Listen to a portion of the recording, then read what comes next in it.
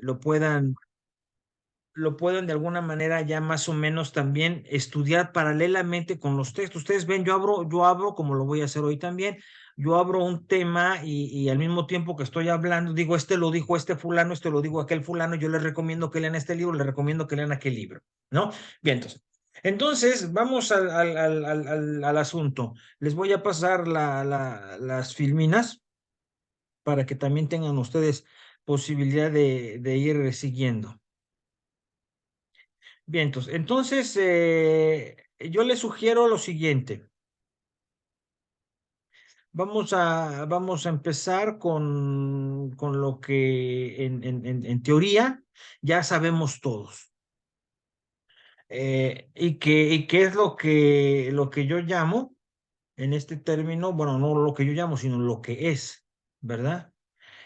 Un análisis pragmalingüístico de la Biblia con los diversos acercamientos que hemos estudiado acerca de la Biblia. Con esto quiero decir lo que pues sí sabemos, ¿no? Sabemos que, y lo he dicho muchas veces, que no es suficiente con estudiar la Biblia de una manera unilateral. Por eso nosotros hicimos el recorrido más o menos de cómo los diversos métodos de análisis bíblico, sean exegéticos, sean hermenáuticos, van constituyéndose poco a poco en la historia. Hicimos un repaso de cómo todo esto empezó haciéndose por la pregunta por la historia, los métodos histórico-críticos. Después de haber paseadonos por los métodos histórico-críticos, también vimos cómo el método histórico de Suyo queda menguado, no va más allá de la importancia que podría tener la comprensión de un texto, porque desmenuza un texto, nos dice de dónde viene, si viene o no viene, si pasó o no pasó, si fue histórico, si no fue histórico, y ya. Pero no nos habla del sentido del texto y uno no va a preguntarle al texto simplemente si funciona o no funciona, si es válido o no es válido, sino sobre todo le va a preguntar a un texto qué quiere decir, qué quiere decir el texto, qué me quiere decir a mí que soy el lector. ¿No? Entonces, por eso se dio el paso de lo que se llaman los métodos diacrónicos, el método a través de su proceso histórico de formación, a los métodos sincrónicos, al estudio del texto en su redacción final. Para acercarnos a esos textos, hicimos también un poco el desarrollo de cómo empezó a tratarse este texto. Entonces, hubo desde quienes dijeron, vamos a tratar de comprender el mismo idioma, sintaxis, ¿no? El idioma. Vamos al idioma. ¿Qué quiere decir en hebreo esto? Vamos al texto original. Eso fue una parte ya. Después venía, tenemos que entender cuál es el género literario de los textos, porque son diferentes los estilos, diferentes los autores, diferentes las historias. Entonces vino la Formgeschichte, la historia de las formas, que es de una tradición marcadamente franco-germana. Después de esto se dieron cuenta que sí, está muy bien, pero que los géneros literarios pudieron haber cambiado, avanzado, según el redactor que los escribía, y que a veces un autor, aunque esté utilizando el género literario de poesía, o el género literario de salmo, o el género literario de milagro, o el género literario de parábola, lo está haciendo con una intencionalidad muy precisa que a veces no respeta el género literario. Entonces se ve la marca del autor. Por eso se habló de la redacción Geschichte, la historia de la redacción, el proceso de cómo un texto llegó a ser redactado al final y cómo se ve la mano del autor. Después de estos dos grandes acercamientos, vamos a llamarlos así, sintácticos al texto, vinieron otros acercamientos vinieron otras metodologías lingüísticas que tienen que ver con la pragma de un texto, o sea, que el texto provoca una reacción en el lector. Es cierto que tiene un género literario, es cierto que hay un redactor que pretendió algo, pero el texto en sí mismo tiene una intencionalidad. Entonces viene pues lo que se llama la hermenéutica pragma lingüística, que es lo que intenta el texto pragma forzar en el que lo escucha.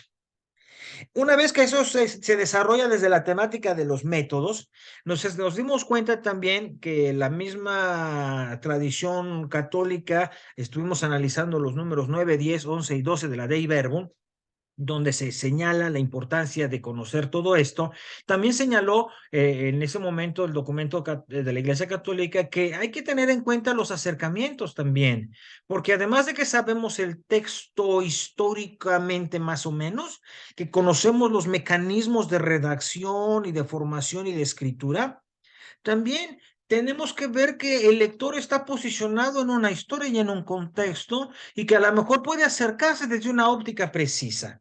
Más hoy que tenemos tantas posibilidades de acercarnos con otros métodos, con otros saberes, con otras coordenadas científicas. Entonces, por ejemplo, veíamos, se puede uno acercar desde la óptica de la psicología profunda. Aquí analizamos a Francis Dalton, ¿no? La vez pasada y el Evangelio al riesgo del psicoanálisis, como se llama la obra magistral de esta mujer. Pero también dijimos, bueno, el sociólogo o el economista puede hacer un acercamiento desde la perspectiva socioeconómica, como lo puede hacer también la lectura feminista de la Biblia, un acercamiento feminista, o se puede hacer un acercamiento liberacionista como la teología de la liberación lo hace. Esos acercamientos, si bien no son metodologías, sí deben de ser bastante valorados. Por eso, yo propongo que un texto deba ser analizado en la totalidad. Yo no me caso con ningún propio método ni con ningún acercamiento. Yo los hago todos. Sé que es más tardado, sé que implica más conocimiento, sé que implica más cosas, pero yo a eso me dedico y no pienso no hacerlo y no pienso casarme con un método histórico tal o con un método acá o con un acercamiento así, un acercamiento así. Aunque tenga mis preferencias, yo prefiero tener una visión más o menos o lo que se dice holística del texto, lo más que se pueda en total lo que el texto hace. Bien, entonces, si ustedes hacen lo posible por tener su texto ya muy bien leído, muy bien trabajado, les doy la primera noticia. La primera noticia es que no se pueden hacer los dos capítulos. Es demasiado, es demasiado. Hagamos el capítulo 1 y ahí ustedes harán el capítulo 2 si quieren y hasta se los dejo como de tarea. Es un poquito mucho hacer los dos capítulos, aunque están unidos. Aunque objetivamente, desde aquí empiezo, objetivamente no pueden hacerse separados, ¿eh? Desde la perspectiva de una perícopa, no pueden separarse. Los voy a separar artificialmente por cuestión de tiempo, por cuestión de tiempo. Pero en realidad tienen que ser unidos. Ustedes pueden ver el capítulo 1, es el anuncio del nacimiento de Juan, el anuncio del nacimiento de Jesús, y el capítulo 2, el nacimiento de Juan y el nacimiento de Jesús. O sea, van juntos. Vamos a la parte 1, que son los anuncios. En ese sentido, como ustedes saben, yo les propongo, antes que todo, tener en cuenta que cuando uno se acerca a una obra, además de tener en cuenta todos los métodos, lo primero que tiene que hacer es por lo menos tener en cuenta que el texto tiene una Sitzenleben, como dicen los alemanes, o como se dijo en la escuela germana de Gunkel, este fue el que inventó la palabra, de hecho, para decir es el mundo de la vida del autor. Y es importante saber que es el mundo de la vida del autor, porque el mundo de la vida de Pablo, un judío apóstata que se hace cristiano, que además es romano, ciudadano romano, y que además sí estudió mucho, por lo cierto, y que recorrió, que es un misionero que recorre, no tiene el mismo mundo de la vida que el que tiene Marcos o el Pedro, que no se movieron casi, ¿no? Que no son misioneros así a tanta distancia, vamos a decirlo. Tienen un mundo de la vida un poco más cerrado, no malo, pero más diferente. No es lo mismo leer un texto de una persona que ha viajado, que ha sido encarcelado varias veces, que ha sido además de una religión y se ha convertido. En breve, no es lo mismo leer el texto de un converso, que de leer el texto de uno que desde el principio siguió así como puede ser el caso de Pedro, de Marco, de Mateo, o esto, ¿no? En el caso de que fueran estos los autores de los evangelios. Importantísimo es decir entonces que hay que tener en cuenta el Sitzin Leben de Lucas en este caso. El Sitzin Leben de Lucas. Se nota inmediatamente que el tipo se mueve en un orden de formación académica. Se nota inmediatamente cuando uno tiene la capacidad de verlo. Esto yo se los digo, pero ustedes lo pueden leer allí en la introducción al Evangelio según San Lucas de su Biblia. Allí dice más o menos quién sería Lucas, más o menos de dónde saldría, más o menos los temas que trata. Entonces se puede conocer el mundo del autor. Eso es muy importante. Todo el mundo sabe que, por ejemplo, cuando lea a sus autores preferidos, es importante conocer de dónde sacaron tales ideas o qué pasó en su vida para que hablan de esa manera. O simplemente, la primera pregunta que se hace uno, que yo les hacía ver la vez pasada con el famoso acercamiento femenino de los evangelios, con el profesor Cárdenas Payares, de Ternura de Dios, Ternura de Mujer, el libro del Evangelio según San Lucas, que yo les compartía. En aquel momento yo les decía, mira, o sea, ya de entrada, que sea él el único que hable de cómo se le apareció el ángel a María, ya es mucho. El único que habla de mujeres para arriba y para abajo, para arriba y para abajo, para arriba y para abajo. El que más habla de mujeres es él. Y entonces ya vemos que su Sitzin Leven era algo diferente, ¿no? A los otros. Por eso se sospecha que este hombre no solamente está formado en el judaísmo, sino probablemente en algunas otras técnicas de sabiduría griega, probablemente. Eso se puede ver también por la lengua que maneja. La lengua que maneja es una lengua un poquito más pulida, no es tan pobre, tan simple como la de Marcos. Entonces ya sabemos algo con esa Tzitzin Levi. Segunda cosa que es muy importante saber es el Weltanschauung, como dicen los alemanes, ¿no? Es la cosmovisión, la visión del mundo, ya no individual, sino social.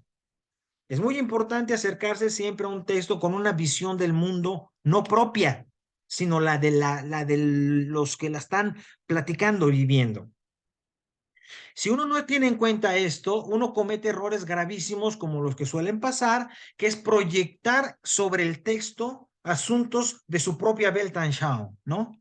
Esto yo se los decía el día que analizaba el texto famosísimo sobre el famoso capítulo 10 de Marcos, en donde se dice que Jesús dijo que no se pueden divorciar y que la mujer comete adulterio si se casa con un hombre siendo estaba casado con otra. Si en cambio el hombre le da el despido y hay un acta de despido de parte del hombre hacia la mujer. ¿Se acuerdan? Cuando yo analizaba ese texto, yo decía, nada que ver con el matrimonio cristiano, están hablando del matrimonio judío, nada que ver con el matrimonio cristiano. Pero la proyección de la Weltanschauung de nosotros nos hace decir, es que Jesús dijo que no se divorciara la gente. A ver. Al media sí dijo algo de eso, pero no está hablando del sacramento del matrimonio que ni existía aún. Eso existió hasta el siglo XVI. No está hablando del sacramento del matrimonio. Entonces, no proyectemos nuestra comprensión del mundo que tenemos ya 20 siglos después a las de los textos. Eso es muy importante. Entonces, para comprender la Weltanschauung hay que ir a la historia, a la cultura, a la forma de vida de los personajes, preguntarnos qué quiere decir esto, qué quiere decir aquello, este símbolo qué quiere decir, este símbolo qué quiere decir, en su contexto, no en el mío. Es muy importante entonces respetar el mundo de la vida del autor y la cosmovisión que tienen los personajes de los textos. Sin esto, créanme, necesariamente cualquier interpretación será necesariamente una interpretación forzada. Y haremos que un texto diga algo que nosotros queremos que diga, pero no lo que dice el texto. Y aquí lo importante es que el texto diga lo que tiene que decir. Vamos adelante. Ok, entonces se tiene que entender eso. Un texto, además de ser gramática e historia, ciencia, tiene que ser comprendido siempre en su Sitzleben y en su Weltanschauung. Por eso, la primera cosa que hay que saber y que ya hay que valorar en este sentido es que este texto es único. Tenemos 4 evangelios, es único de este evangelio. Es un texto de simple tradición. Multiplicaciones de los panes hay de 3 tradiciones diferentes, hay muchas. Hay muchos evangelios, hay 3 evangelios que las tratan, ¿no? No se preocupen. O sea, son textos de doble, de triple tradición, pero tres textos únicos, este es uno de ellos. Es un texto único. Solo Lucas lo tiene. ¿De dónde lo sacó? No sabemos. Mire, la historia ha hecho que hasta piensen que Lucas conoció a la Virgen, que la Virgen le platicó a María. No sé, eso es una hipótesis bonita, ¿verdad? Pero nadie puede probar eso. Pero algunos han dicho, movidos ¿cómo se dice? Del gusto y de la emoción, han pensado que Lucas, incluso hay cuadros, ¿eh? Déjenme, me acuerdo quién, este italiano Ferrara, tiene un texto, un lienzo donde Lucas está escribiendo y la Virgen está dictando. Bueno, está bonito como devoción, ¿no? Pero es muy difícil pensar que haya sido así. Eh, Esto lo hacen diciendo, bueno, pues ¿de dónde sacó la información este? Pues la Virgen se lo platicó. Bueno, está bonito, insisto, está bonito, pero no se puede llegar a tal cosa. Ok, entonces, vamos a lo que nos ocupa. Justificación de la división del texto. Lo primero que hay que hacer uno es no inventar y decir, yo voy a leer de aquí a acá porque me da la gana y porque me gusta y aquí me habla Dios. No, Dios no habla así. Dios no anda cumpliendo antojos, ¿eh? Dios no anda cumpliendo antojos. Y si se trata de estudiar la Biblia, hay que estudiarla como es, como un texto, y un texto tiene reglas, tiene leyes. Tenemos que justificar la división del texto. ¿Por qué no leemos más? ¿Por qué separamos el uno y el 2 y no el 3 y el 4 y el 5? Traten de entender que cuando esto lo encontraron antes, ustedes ya saben todo esto porque ya vimos la clase de cuándo se dividió el texto, de cuándo se tradujo, de cuándo se puso en capítulos y cuándo se puso en versículos. Cuando Esteban Lacton sacó por primera vez las tiras y tiras y tiras y tiras y tiras de pergaminos, no había divisiones, ¿eh? No había divisiones, no había capítulos. Era largo, largo, largo, largo, largo, y luego empezaba otra historia, y otra historia, y otra historia, y otra historia. Entonces él tuvo que cortarlo, decir, de aquí a aquí llega una historia, de aquí a acá llega otra historia, de aquí a aquí llega una historia, de acá a acá llega otra historia, y ponerles un título, pues, ¿no? Eso es lo que hacen las Biblias, ponerles un título. Entonces, de aquí a aquí se trata de esto, este es el título. Y luego ya peor, cuando todavía se les ocurrió decir los versículos, ¿no? De aquí a aquí, punto, y aparte, es otra línea. Bueno, entonces son cosas que ya nosotros vimos que no fue tan fácil, ¿eh? Por eso esto hasta el siglo XVI, más o menos. Todavía tenemos dudas de muchos, ¿eh? Yo conocí al profesor Pinto, Rodolfo Pinto, que él sostenía que una parte del texto de los números y otro del Deuteronomio estaba mal dividido en todas las Biblias del mundo. Él tenía una división diferente y hizo una tesis doctoral durante 14 años para demostrarlo y parece ser que sí, pero no está en las Biblias porque no hizo una Biblia él, ¿no? Entonces, la división sigue siendo la misma aunque haya alguien que haya muerto haciendo esto. Ok, entonces vamos viendo. Eh, hay una cosa muy fácil para hacer la primera división del texto, es descuartizarlo. Hay que hacerlo pedacitos. Y hacer los pedacitos que note que se pueda decir de dónde a dónde. Por ejemplo, ustedes pueden ver que luego el uno comienza y hasta el texto se dividió, el que lo dividí allí, en la mía dice prólogo. Y eso es el autor que se presenta, ¿no? Es lo que dice Lucas. Como muchos otros trataron de relatar los sucesos que han pasado, tal como lo transmitieron, yo también lo voy a hacer a ti, mi amigo querido Tófilo. Hasta incluso el texto tiene un destinatario. El Lucas se lo dedicó a Teófilo. Eso no tiene nada que ver con Jesús, ¿eh? No tiene nada que ver con Jesús, no es ninguna historia. Eso es un cachito antes de empezar, prólogo, ¿no? Entonces, la división es clara, porque aquí está hablando él, está hablando el que escribió el Evangelio. Aquí está hablando él, tenemos un actor que es el que habla, tenemos un destinatario, ¿ok? Eso sí va aparte, eso sí va aparte. Primera cuarto del texto, primera parte del texto, se descuartiza. Luego viene, y ahí ya la Biblia le pone un texto, un título. Anuncio del nacimiento de Juan el Bautista. Si alguien tiene una Biblia que tenga un texto diferente, dígalo, ¿eh? Es importante. Vamos a compartir porque esto es interesante. Ver que hay otras versiones. Yo estoy manejando la Biblia de nuestro pueblo, de Alonso Shekel. Tengo al mismo tiempo la Biblia de la Casa de la Biblia aquí y tengo la versión de los 70 eh, y la del Evangelio en griego. Yo puedo decirles que en las 4 que tengo aquí enfrente se dice igual. Anuncio del nacimiento de Juan el Bautista. Si ustedes tienen otra, me lo dicen. O lo dicen así nos enriquecemos. Bien. Como ustedes ven, se puede decir prólogo del 1.1 al 4. Luego vendría del 1.5 y dice, en tiempos de Herodes. O sea, ya cambió, aquí ya cambió. Ya no es mi querido Teófilo ni nada. Aquí ya empieza un tiempo. Hay una fecha, da una fecha. Es como decir, en el año 1450, no, ya empezó, una fecha. Eso es un mecanismo para descuartizar el texto, cuando cambia la fecha y cuando el autor empieza a cambiar personajes, fechas y espacios. Es así como se descuartiza un texto. Cuando ya no estamos en un lugar, sino en otro, cambia.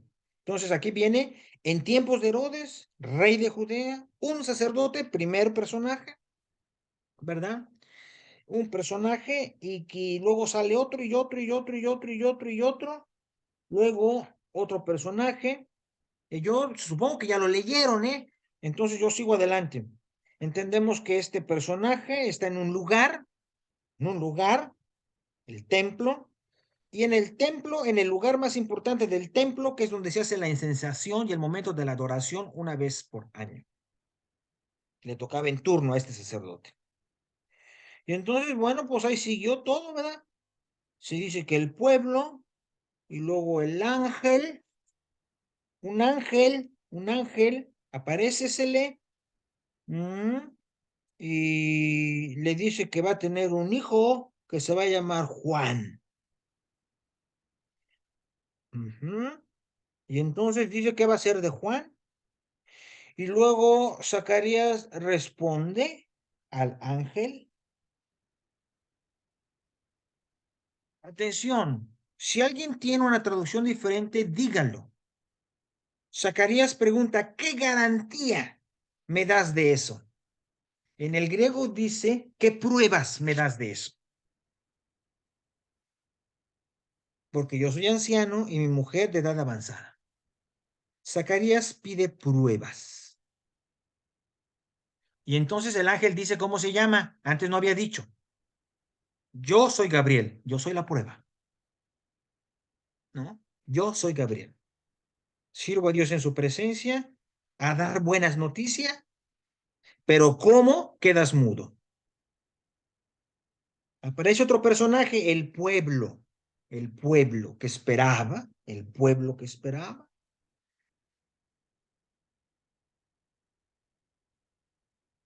Luego terminó. Dice que después de un tiempo su mujer se quedó encinta, escondida, perdón, escondida 5 meses.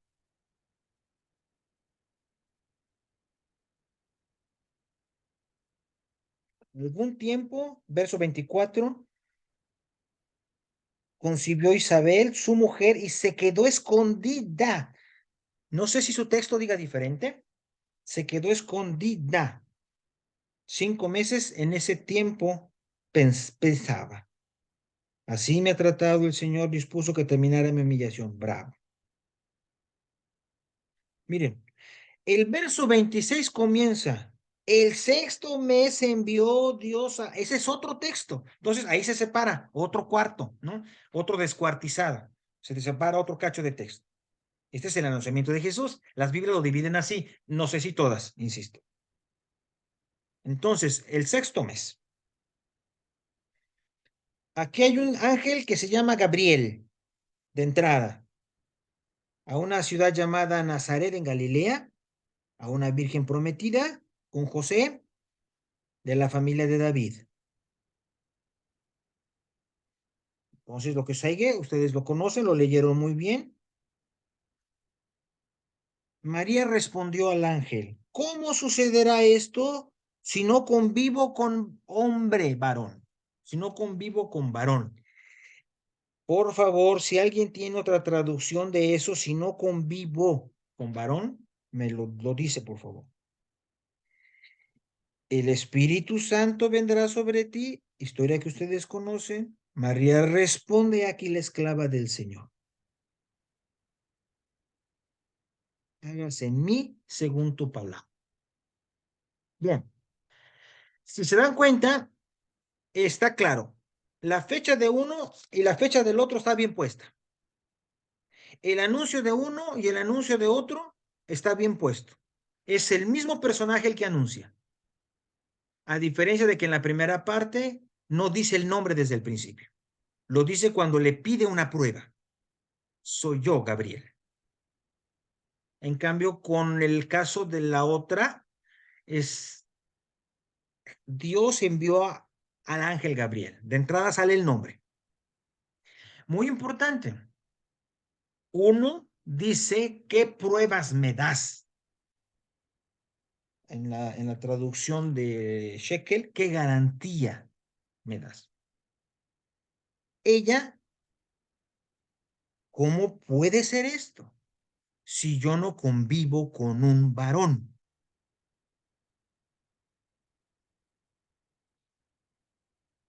Respuesta de uno y de otro. Resultado de uno, mudo. Resultado del otro, hágase en mí según tu palabra. Tu palabra. Muy importante. Muy importante, si ustedes se dan cuenta, el resultado es totalmente diferente. El resultado es totalmente diferente. ¿Por qué insisto en que el resultado es totalmente diferente? En que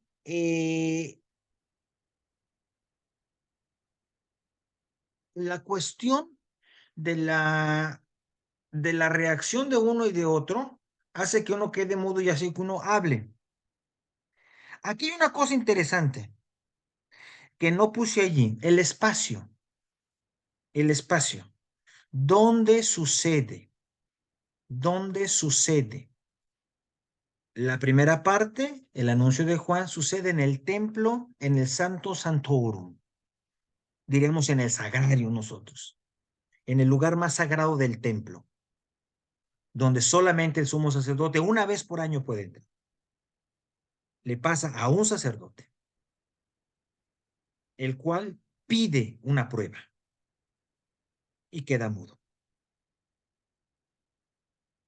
En el caso segundo, a una joven de provincia, Galilea, en Nazaret, prometida a un tal José. Vengo al personaje secundario después. Y ella pregunta cómo será posible si no convivo con varón. Resultado, hágase mí según tu palabra. Entre el resultado y la respuesta hay una explicación del ángel. El ángel explica cómo van a pasar las cosas. A los dos. A los dos.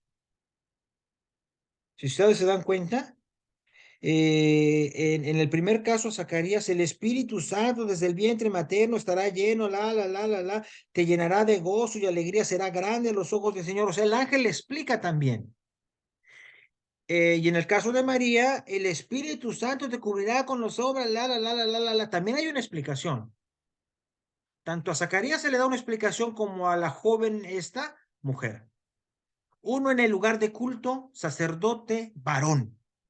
Otra, mujer del pueblo no casada. Uno viejo, la otra joven. El Gosne, que lleva el epílogo, está una cosa, porque si se dan cuenta, para cerrar el capítulo viene la historia de María visita a Isabel. Después de que pasó eso, se levanta presuroso y se dirige a la serranía, a un pueblo de Judea. Entró en casa de Zacarías y toda la historia que ya leyeron 50,000 veces y ustedes saben. ¿De dónde sale esto? O sea, no, si algunos se dan cuenta, es un poco brusco. Como que la deja el ángel, vámonos, rápido, antes de que esté más gorda y no pueda caminar, ¿no? Diríamos. Fue un poco brusco, es un poco brusco. No, es que viene preparado por el Gosne. Es un mecanismo muy típico en Lucas. Lucas prepara lo que va a decir después con un gozne. Gozne es la bisagra que tienen las puertas. Y para que pueda abrir y cerrar, estar abierta o cerrada, tiene que esa cosa funcionar. Entonces, así se dice en sintáctica, se dice gozne gramatical o gozne sintáctico, cuando hay una partecita que está preparando la que va a venir y la va a abrir. Pero eso está, si ustedes se dan cuenta, en el verso 31.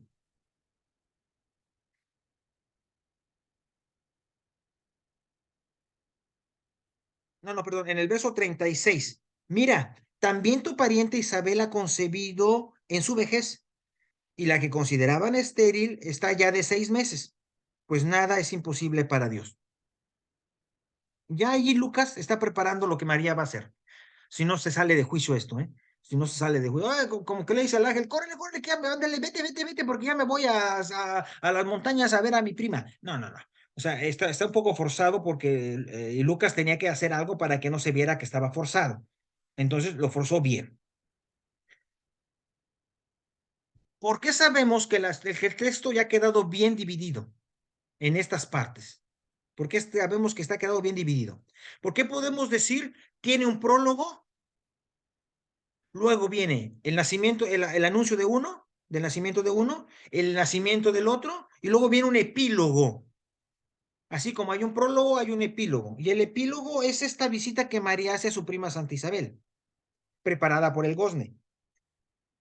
Todo eso tiene una, vamos a decir, una armonía sintáctica. Podemos ver cómo hay coherencia en lo que estamos diciendo. No está separado una cosa de otra.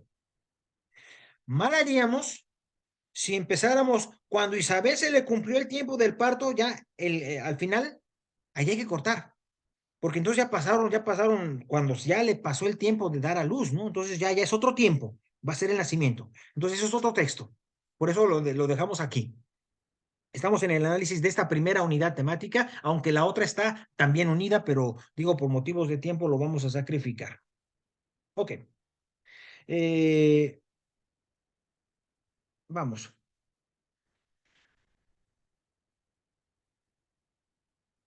Se dan cuenta, el texto ofrece un mecanismo muy típico. Es un poco lo que estaba ya haciendo.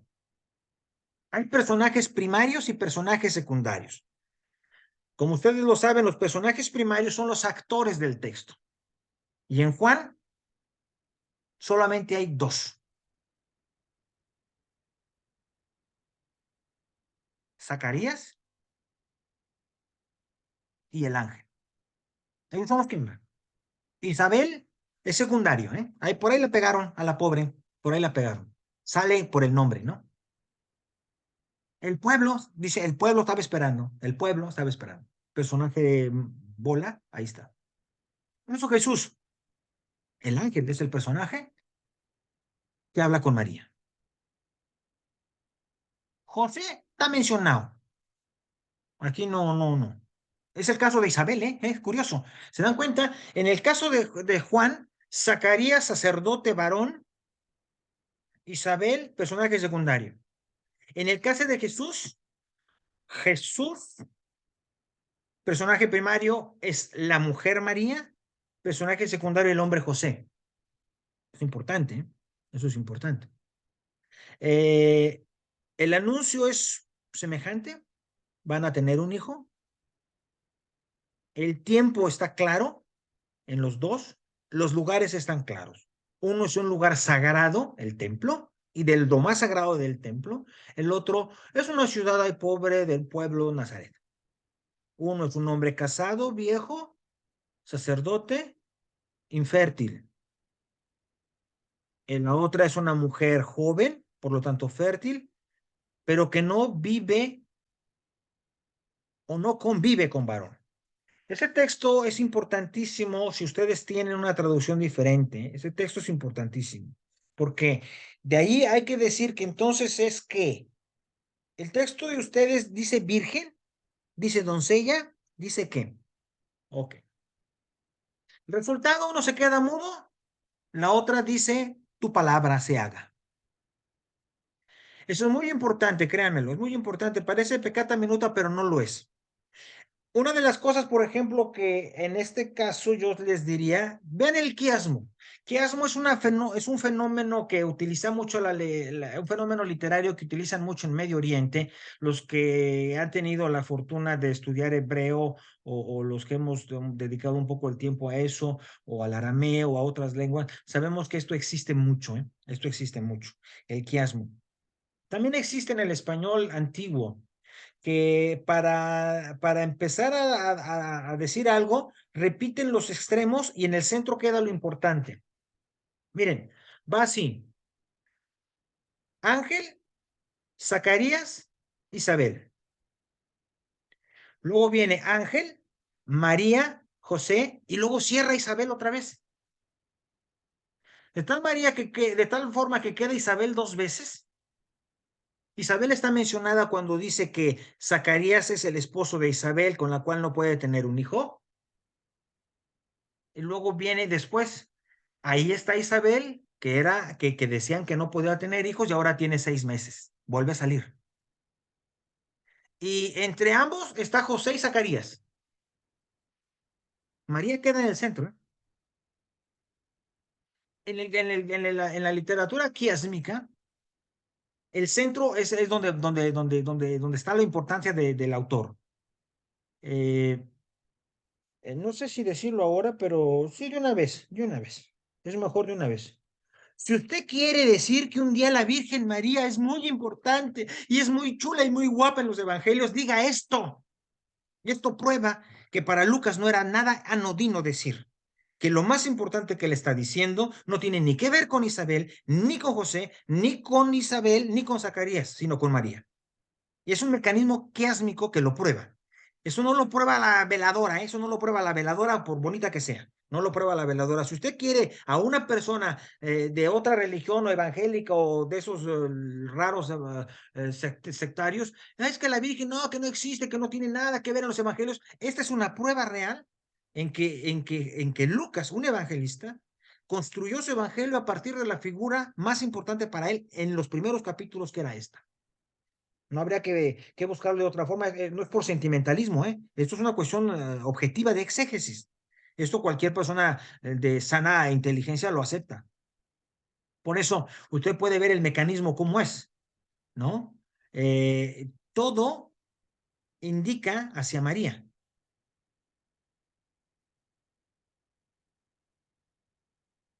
Ahora viene. Si se dan cuenta cómo cierra el texto, Zacarías, Isabel, el niño crecía y se fue al desierto. Así cierra el texto.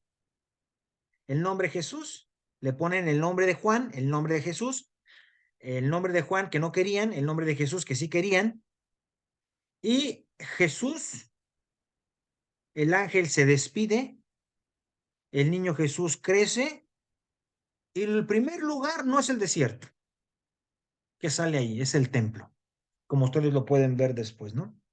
¿A qué quiero llegar con esto? Quiero llegar a que si ustedes pueden ver el famoso texto quiásmico, como se dice, de este primer capítulo, también el segundo capítulo lo tiene, pero no tenemos tiempo de hacer las cosas hoy. Pero en el primer capítulo, el quiasmo está muy claro y hay una cosa de mucha importancia.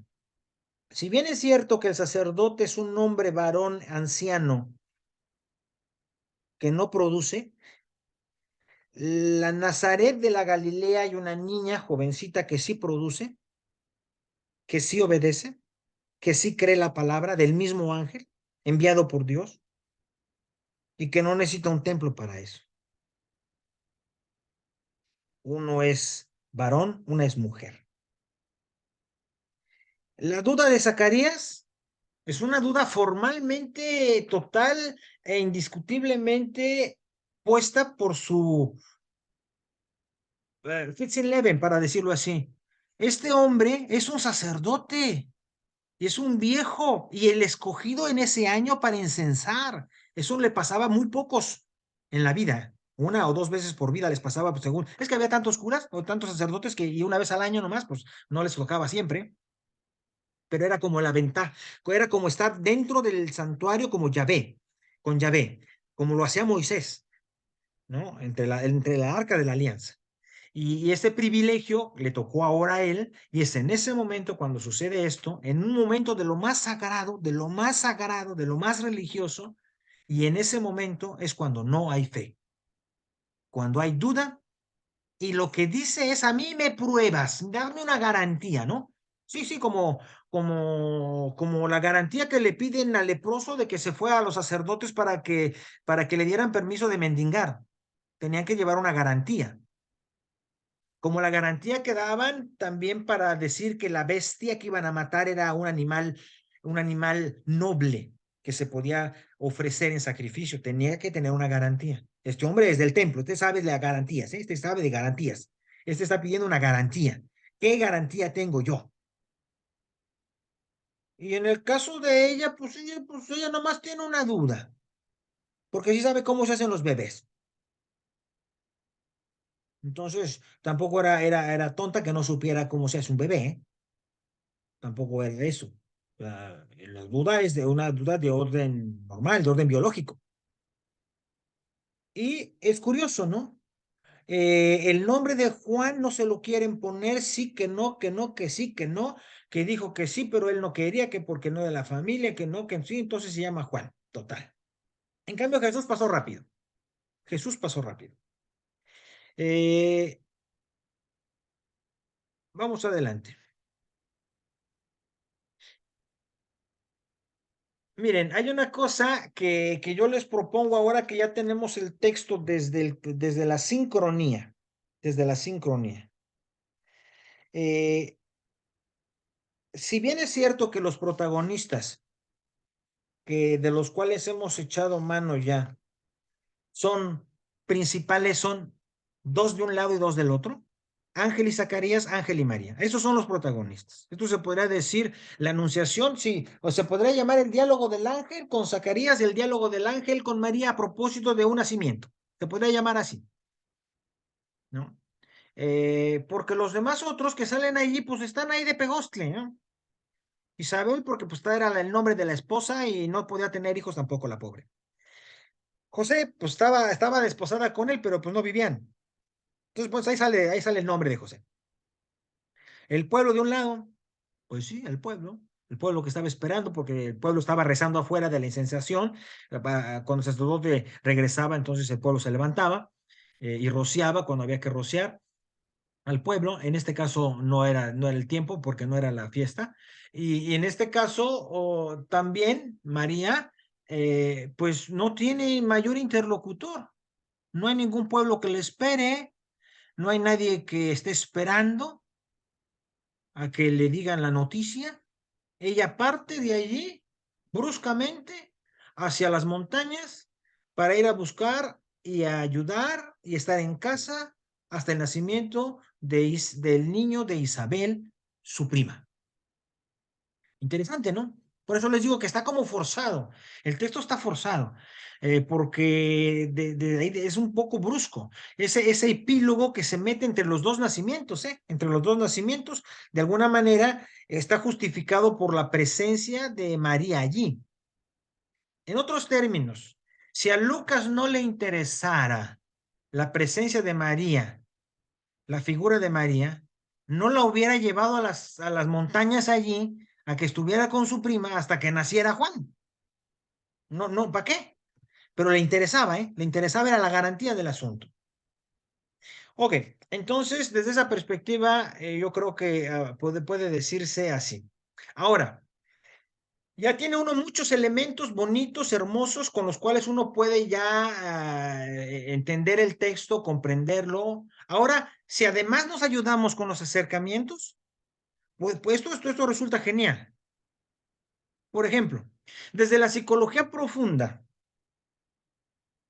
yo no sé si ustedes lo saben, pero yo tengo por aquí un libro que se ha escrito de esto muy interesante. Es una historia sobre, en el nombre de la madre se llama, es un libro de psicología profunda que estudia qué significó el nacimiento de un niño en las condiciones en que María lo tuvo haciendo alusión a lo que significa en la psique femenina el dar a luz. Entonces, este Enrico Luca es un psicólogo italiano, filósofo. Hace un estudio profundo de, en general, todas las mujeres tienen en su psicología profunda una huella marcada por el embarazo y por el dar a luz. Todas. Ahora, en el caso de darlas en las condiciones en que María, pues es otro, ¿no? Entonces, desde la psicología profunda, él sugiere, por ejemplo, ¿no? Que incluso se puede decir con toda la calma del mundo la ausencia del hombre, la ausencia del varón. Esto significa más que la ausencia de penetración, ¿eh? Más que la ausencia de que hayan tenido relaciones genitales. Significa también la ausencia de él. Por eso, no sé si ustedes se han dado cuenta, el texto que ustedes conocen de que nosotros sabemos, sabemos y lo conocemos, que va más allá de la primera famosa presentación de Jesús al templo, que es donde para Lucas con eso. Ese famoso texto sobre que se fueron tocando a la puerta y nadie lo recibió y todo eso. Ese texto es más bien Mateo, el que trabaja así. En el caso de Lucas, Lucas es más breve al respecto, ¿no? No habla, no cuenta posadas, pues, o sea, no tantas. Nada más dice que no había lugar para él en la posada, pero no como Mateo, que lo hace más largo y luego hace el Reyes y para arriba y para abajo, ¿no? O sea, es diferente. Desde la perspectiva de la psicología profunda, se puede, según este autor, hablar de cómo la maternidad constituye la presencia en la palabra por la ausencia, por la ausencia de la parte masculina. Sí, todos sabemos que José se llevó el burrito y que subió a la Virgen y luego le cargó el bebé también. Como hay unas fotos que andan circulando por todas partes de bebé, donde José está dándole casi la teta al niño. Sí, sí, sí, todo eso está bien, pero del texto no sale. Del texto no sale. En cambio, sí sale, como dice Enrico Luca, este gusto por la maternidad solitaria, esta importancia de lo que significa una personalidad fuerte, una personalidad que lleva adelante un embarazo, una personalidad que lleva adelante un parto, una personalidad que lucha por lo que quiere, que es la vida del hijo que lleva en sus entrañas. Es otra lectura, ¿eh? Es otra lectura, como se dan cuenta. Si lo hacemos desde la socioeconomía, ustedes se dan cuenta, la comparación es obvia. Unos son ricos, el sacerdote en el templo, otros son pobres.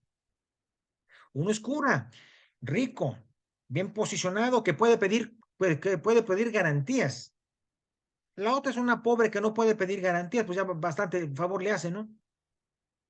Entonces aquí se ve la diferencia del acercamiento también que puede hacer uno, lo que puede salir de aquí, ¿eh? Cuando compara uno la palabra de Dios que es atendida por los pobres que no tienen religión y no por los ricos que viven en el templo. Ve, de aquí sale mucho.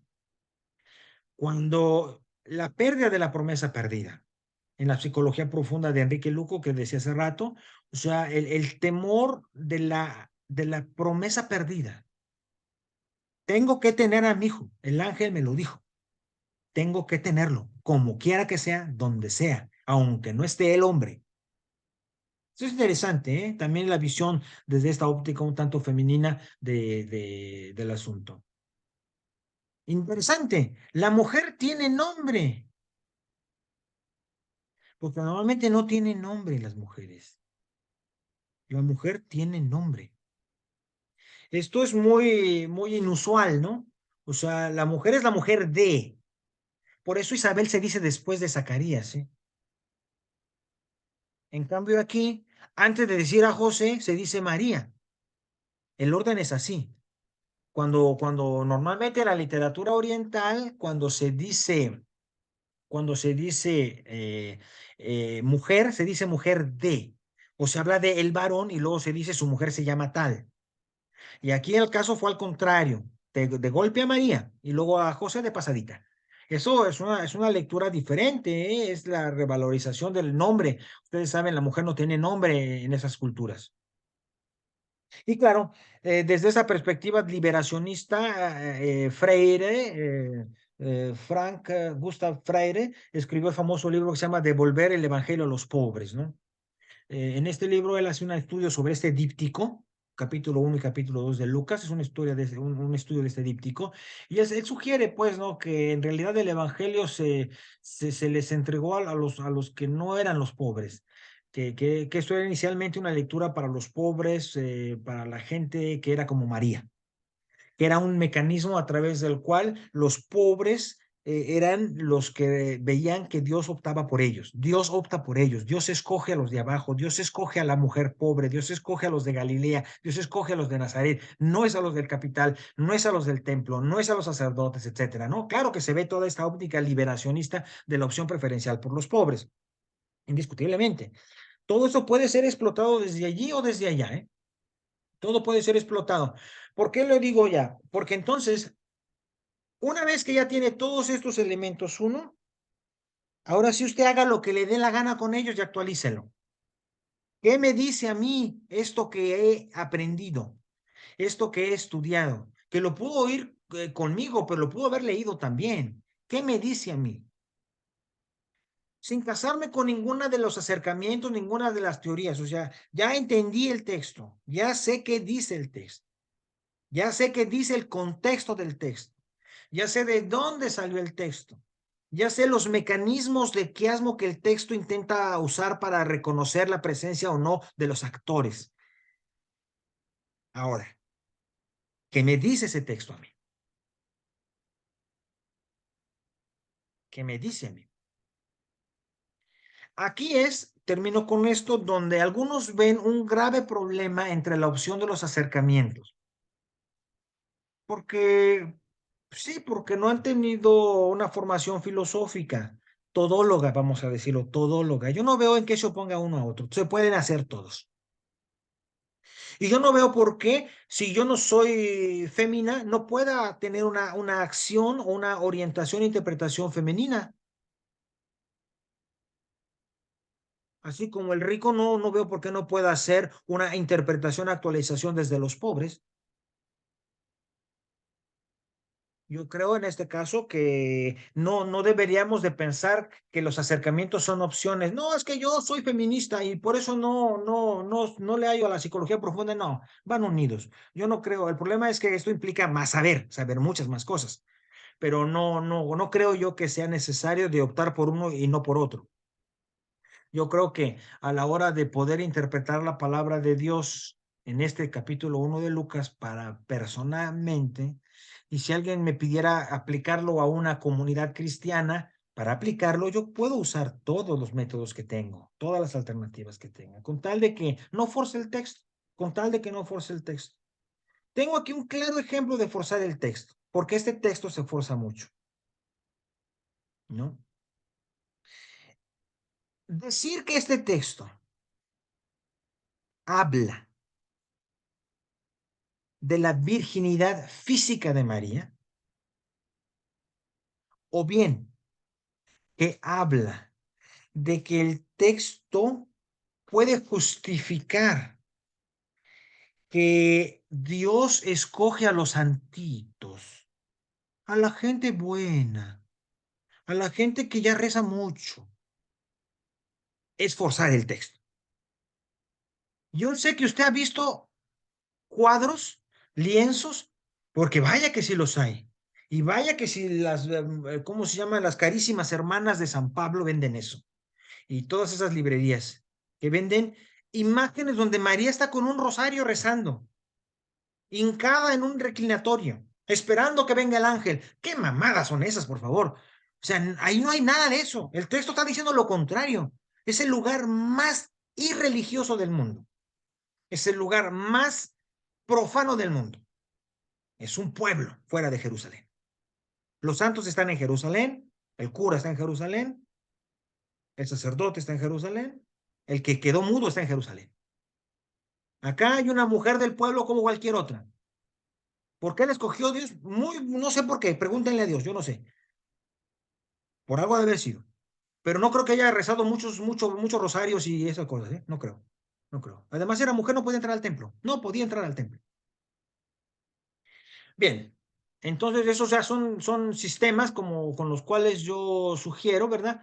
Que ya se haga una aplicación práctica a lo que nosotros somos hoy. Escucho, porque ya sé que entonces todas las Biblias están igual, por lo cierto, ¿verdad?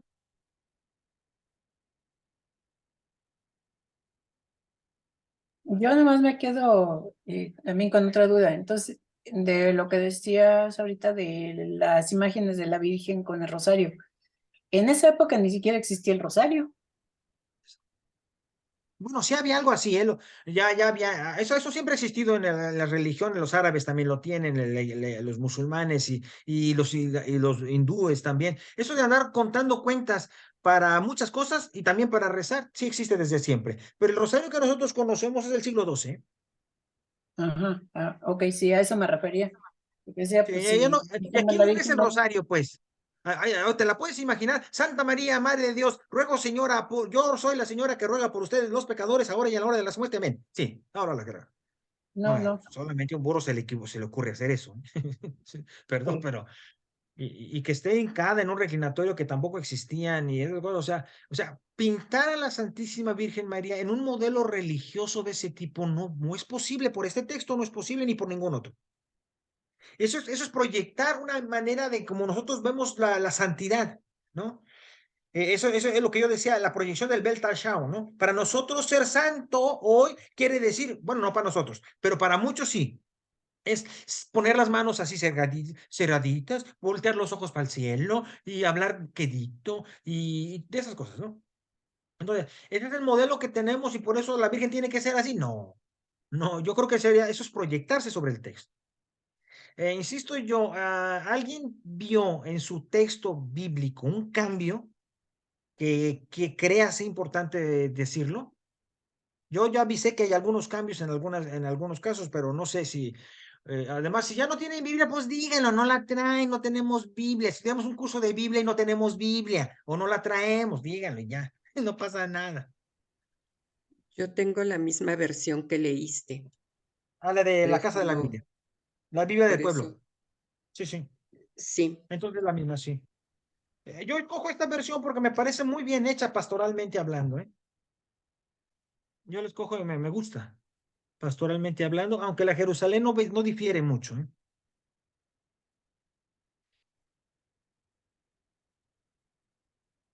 Entonces estamos. Sí, yo les digo, les decía atención con los cambios, porque hay algunas que sí cambian, la cuestión está, pero bueno, depende hay algunas versiones que cuando Zacarías pide una garantía, dicen pide una prueba. Padre Raúl, Cuando, ¿sí? Dime, bueno, yo Silvia. tengo en donde dice que Zacarías dice que, ¿cómo me puedes certificarme de eso? Es la palabra, Certificar. certificarme, Cer- Mira, certificarme, fíjate, por ejemplo, todavía es más, ¿no? Todo es más fuerte, dame un así, certificado, ¿no? exactamente, certificarme cuando le pide al ángel Gabriel. Y también otra duda que yo tengo es sobre que hablamos de la oración del Ave María. Aquí yo pienso en este texto, es la oración de la Magnífica. Sí, allá, sí. Porque todo lo que viene después ya casi de que dice que se haga en mí según tu palabra, este, todas yo pienso que de este texto sacaron la oración de la Magnífica, No, no, no, porque no vienen de muchas ese, partes. de ese texto. Eso ya existía. Y además Ajá, tampoco es de allí, ¿eh? Tampoco es de allí. Esa es una recuperación de diferentes partes del Antiguo Testamento. Si tú puedes ver allí en tu Biblia, lateralmente lo dice. ¿De dónde sacan cada parte? ujú, así es. Mira. Tú puedes ver que eso está una parte en Sofonías, otra parte está así en algunas. Sí, esto ya existía de alguna manera. Hay que entender que el pueblo de Israel ya tenía una historia religiosa y que entonces le aplican un poco en la boca de María esto. Y para decirlo, el Ave María sí es otra cosa totalmente posterior, muy tardía. No está en Ajá, la así Biblia. es. No está en la Biblia. Y también de otro, de la duda de Zacarías. Él siendo un sacerdote, ¿cómo dudó si él estaba cerca de Dios y María era, dices, hágase en mí según tu palabra? O sea, ella Pues, creyó. es que de eso se trata, te digo, de eso se trata, que Lucas está dejándolo claramente, se llama quiasmo, se llama claramente, está dejando claro y en ridículo a los del templo, a los curas, a los viejos, que además que ni son, ni pueden, lo dice claramente, o sea, ni siquiera pueden ser fecundos y piden garantías. Como cuando son sacerdotes, Lucas era muy consciente de eso del templo, que en el templo los sacerdotes garantizaban todo. Daban un certificado de garantía de que el animal sí servía para ser sacrificado. Daban un certificado de garantía para que el leproso pudiera acercarse poquito para pedir limosna y que le dieran de comer. Ellos certificaban todo. Entonces, está como charreando, los dicen en México, ¿no? Está jugando con él. Está jugando, está charreándolo. Mira, este que es el que debería de creer, no cree. Por eso queda mudo. En cambio, la mujer del pueblo que ni al templo puede entrar para empezar, es la que no tiene formación, la que no es un varón, la que no tiene un varón aún, además, y es la que es fecunda, y es la que habla de la palabra. Hágase en mí según tu palabra. En vez de quedarse muda, habla palabra, ¿no? ¿Ves? O sea, se ve claramente la contraposición que está haciendo. Eso está claro, no hay ni que dudarlo. O sea, está claro que Lucas está diciendo, como digo, el acercamiento liberacionista lo hace. Dios opta por los pobres, Dios opta por los últimos, Dios opta por la mujer simple y no por lo que todo está en el templo arreglado y bonito. Esos son los que menos creen. En otros términos, como lo dicen algunos otros autores, yo mismo lo he pensado, Dios opta por los que no son religiosos. Sí, porque la religión, el templo, lo sagrado, todo eso, a lo cual Jesús vino a oponerse, es una trampa. Te hace sentirte mejor que los demás, te hace sentirte salvado, te hace sentirte seguro, te hace sentirte ya digno de Dios. La religión es siempre algo que engaña, que manipula a Dios y te manipula a ti mismo. Es por eso que Jesús se opuso a eso y quiso hacer todo menos una religión, ¿no? Sí, así es. También otra cosa, Sí. cuando el ángel dice, y habiendo entrado el ángel a donde ella estaba, cuando se le presenta a María, el ángel Gabriel, entró, no, ahí no se dice si entró a la ciudad, si entró a la casa donde estaba, como a No, diferencia de Zacarías. tú lo dijiste, no. Fíjate, y eso qué bueno que lo dices porque es un mecanismo interesante también que en el texto. En el caso de él, entró ¿verdad? Dice claramente que entró, es curioso, ¿verdad? Que si ustedes se dan cuenta, después de que hace la recuperación de todo, que dice que la gente los dos eran rectos, no, ¿no? Y cuando le tocó a él, dice que se le apareció el ángel del Señor de pie a la derecha del altar del incienso. No solo, no solo se le apareció adentro, sino, no sé, mira, imagínate un altar.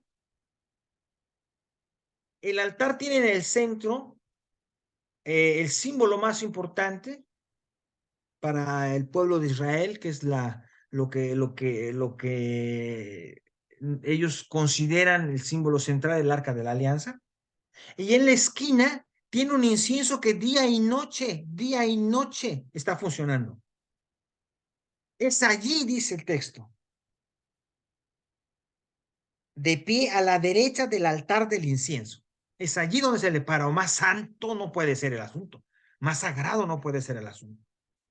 O sea, no entró al templo, entró a la parte del templo donde está lo más importante para ellos, diríamos nosotros el sagrario. En el caso de María, él dice que fue enviado a una ciudad y entró el ángel a donde estaba ella.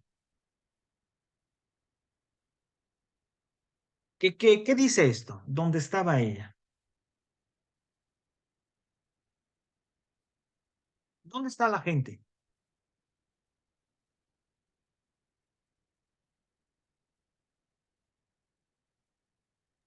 En su casa. Ajá, en su casa. En su casa. Ahora, pensar que había más gente en su casa, en su habitación. Y está claramente marcado la noción de personalización, ¿eh? O sea, es en tu... Mira, eso incluso, no tengo aquí una Biblia diferente, pero eso incluso lo traducen de manera diferente en otras lenguas. En donde se encontraba es el lugar que es el tuyo.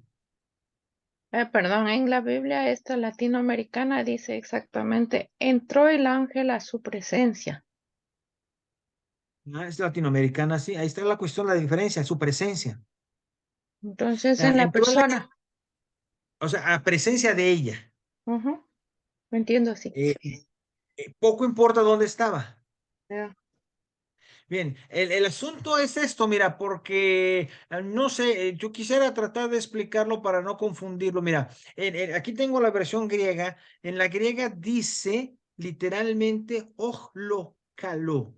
Eso quiere decir chez soi en francés, Heim en alemán, en casa de en español, en K. Es esa expresión cuando tú dices, voy a ir en K Martín. Dices, voy a ver a Martín. ¿Y dónde está Martín? En el lugar en donde está Martín. Es el lugar de él. No puede estar en otro lugar. ¿Cuál es tu Heim? Dicen en alemán, ¿no? Tu Heim. Eso poco importa que nací en México, en Guanajuato o en Silao. Mi Heim es donde yo estoy bien, donde yo estoy a gusto, donde yo quiero estar. Ese es mi Heim. Yo estoy chez moi, dicen los franceses, yo estoy chez moi. Quiere decir, estoy en mi habitación, en mi cuarto, donde nadie se mete, no los quiero aquí a nadie. Yo estoy chez moi. Yo estoy chez moi, dicen ellos. Estoy en mi habitación, no quiero aquí a nadie, estoy chez moi. Es mi vida privada. Esa presencia íntima tuya. Por eso, ponerle el lugar físico es muy difícil. Lo que sí dice es que entró donde solamente puede estar ella, donde puedes encontrarla, donde puedes encontrarla. Miren, esto es hermosísimo porque puede jugar uno más todavía con el pensamiento oriental que dice muchas más cosas, ¿eh? Es que uno está... ¿Dónde estás tú, Silvia? Ahorita yo estoy aquí en mi recámara, yo sola ¿Serio? aquí en mi altar, sí. ¿Serio? Mira, yo estoy en mi departamento, que es mi departamento, es exactamente lo que yo he querido que sea de él, salvo uno que otro que le mete mano y me echa a perder las cosas. Pero aquí hay todo exactamente como yo quiero que esté, las plantas que quiero que estén, las pinturas que quiero que estén, lo que yo pinté que está y la está. Eso es mío, ¿sí? Ujú. Pero ¿sabes qué? Que aún así, si yo no estoy aquí, ¿sabes dónde estoy? En Alemania. No. Fíjense, no habían pensado eso, pero es muy importante que lo piensen, ¿eh? ¿Dónde estoy yo? En mí. En mí. Si estoy en Japón, en Chile, es otro asunto. mm, Pero mi yo se realiza en mí. Yo soy mi entonces, casa. Yo ah, soy mi casa. Yo me ajá, muy realizo bien. en mí. Es allí donde el ángel llega, a donde está María. Poco importa lo otro, ¿no? También es importante, pero lo que quiere dejar marcado es que por eso la traducción de Latinoamérica me gusta mucho también cuando dice que se le pasó a su presencia. Es decir, mira, tú has visto unas personas que dices tú, lo desconozco. No está en sí, no está en sus cabales, no está en él, ya es otro, ya anda fuera de él, ¿no? Ya no es él, ya no está a gusto, ya no está en su casa, ya no es él. Es esto a lo que me refiero. Y el ángel va a donde ella está, a donde ella puede estar, a donde ella está, donde ella frecuenta, que es ella misma. ¿Alguna otra cosa? muy bien, sí, gracias. De nada, Silvia. Bueno, entonces, si no más mal, no más mal, eso, es que ya estoy anciano, se me olvidan las palabras. Si no me equivoco, entonces ahora vamos a agarrar aquí. En principio, tendría que ser el, el, eh, el 8 de julio, ¿verdad? Sí,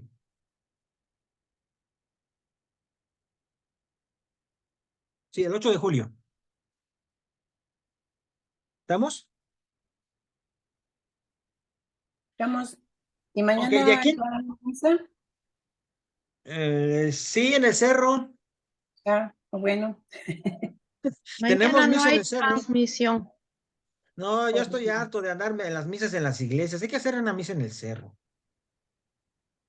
Entonces vamos a hacer una misa en el cerro. muy bien. Para futuro, les sugiero que entonces, una vez que ya está el cuadro de la cristología, que fue por donde comenzamos, después de las grandes introducciones a la teología general, ahora que ya estuvo más o menos el marco de hermenéutica y exégesis bíblica, que puede seguir, eso sirve para siempre. Hay que empezar hacia dónde le damos ahora. Tenemos dos perfiles. Yo pienso antropología teológica o donde entra teología moral. Hay que empezar a hacer teología práctica o eclesiología. Vayan pensándolo hacia dónde ir. Porque en principio lo lógico es esto. Teología fundamental, cristología, Biblia, y luego viene ya ser iglesia, eclesiología. Después de ser iglesia viene acciones de la iglesia, sacramentos, etcétera, etcétera, vida de la iglesia.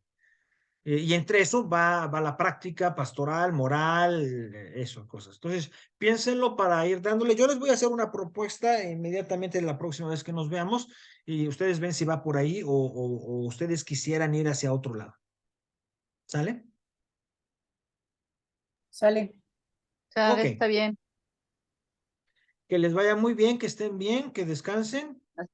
Hasta luego, igualmente, Gracias, gracias. igualmente. Hasta luego.